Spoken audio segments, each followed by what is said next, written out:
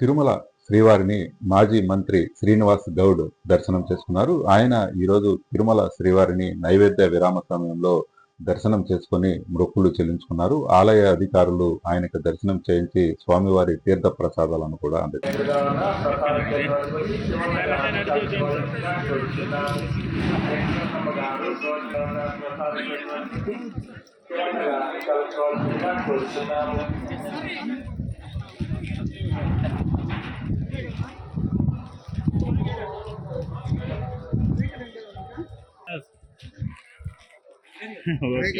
రాష్ట్రాలు వేరైనా కూడా తెలంగాణలో ప్రజలందరూ కూడా మనసంతా ప్రతి ఒక్క ఇంట్లో కులదైవం వెంకటేశ్వర స్వామి.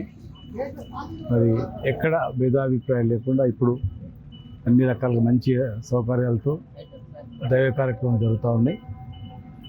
మరి మా మహబూబ్నగర్లో కూడా వెంకటేశ్వర స్వామి మన్యంకొండ వెంకటేశ్వర స్వామి గుడి దగ్గర కూడా ఒక కళ్యాణ మంటపం కావాలని చెప్పి గతం కూడా ఇవ్వడం జరిగింది.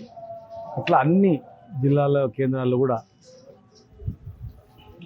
స్వామివారి కళ్యాణ మంటపాలు దేవాలయాలు కడితే ఇంకా చాలా బ్రహ్మాండంగా ఉంటుంది. అమెరికా లాంటి దేశాల్లో కూడా వెంకటేశ్వర స్వామి దేవాలయాలు ఉన్నాయి.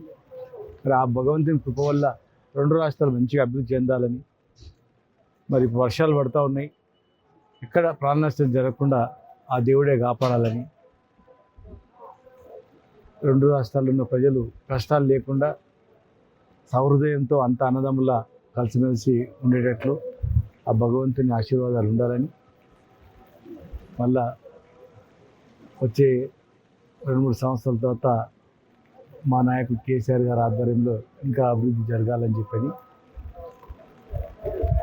భగవంతుని మనసారా కోరుకుంటూ, మరి టీటీడీ కళ్యాణ మంటపానికి స్థలం కూడా ఇవ్వడం జరిగింది.